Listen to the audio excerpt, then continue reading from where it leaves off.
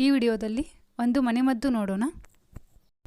ಕೆಮ್ಮು ಕಫದಿಂದ ತುಂಬ ತೊಂದರೆ ಆಗ್ತಾ ಇದ್ದರೆ ಒಮ್ಮೆ ಈ ರೀತಿ ಮಾಡಿ ನೋಡಿ. ಮನೆಮದ್ದಿಗೆ ಯಾವುದೇ ಸೈಡ್ ಎಫೆಕ್ಟ್ಸ್ ಇರೋದಿಲ್ಲ. ಇದಕ್ಕೆ ಬೇಕಾಗಿರುವಂತಹ ವಸ್ತು ಒಂದೇ ಒಂದು ಕರಿಮೆಣಸು.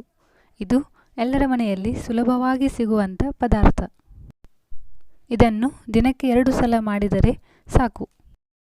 ಹಾಗಾದರೆ ಕರಿಮೆಣಸನ್ನು ಹೇಗೆ ಬಳಸೋದು ಅಂತ ನೋಡೋಣ.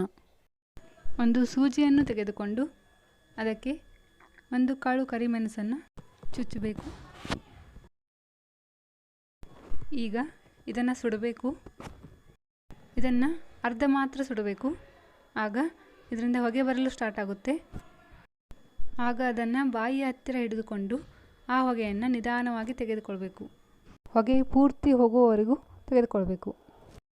ಹೀಗೆ ಕರಿಮೆಣಸಿನ ಹೊಗೆಯನ್ನು ತೆಗೆದುಕೊಳ್ಳೋದ್ರಿಂದ ಕೆಮ್ಮು ಮತ್ತು ಕಫ ಬೇಗನೆ ಕಡಿಮೆಯಾಗುತ್ತದೆ. ಎರಡನೆಯದಾಗಿ ಇದರ ಜೊತೆಗೆ ದಿನಕ್ಕೆ 2 ಸಲ ಸ್ಟೀಮ್ ತೆಗೆದುಕೊಳ್ಳಿ. ಸ್ಟೀಮ್ ತೆಗೆದುಕೊಳ್ಳುವಾಗ ನೀರಿಗೆ 2-3 ಹನಿ ನೀಲಗಿರಿ ಎಣ್ಣೆ ಹಾಕಿ ತೆಗೆದುಕೊಳ್ಳಿ. ಈ ನೀಲಗಿರಿ ಎಣ್ಣೆ ಎಲ್ಲ ಮೆಡಿಕಲ್ ಶಾಪ್ಗಳಲ್ಲಿ ಸಿಗುತ್ತದೆ. ಮೂರನೆಯದಾಗಿ ನೀರು ಕುಡಿಯುವಾಗ ಯಾವಾಗಲೂ ಬಿಸಿ ಬಿಸಿಯಾದ ನೀರನ್ನು ಕುಡಿಯಿರಿ.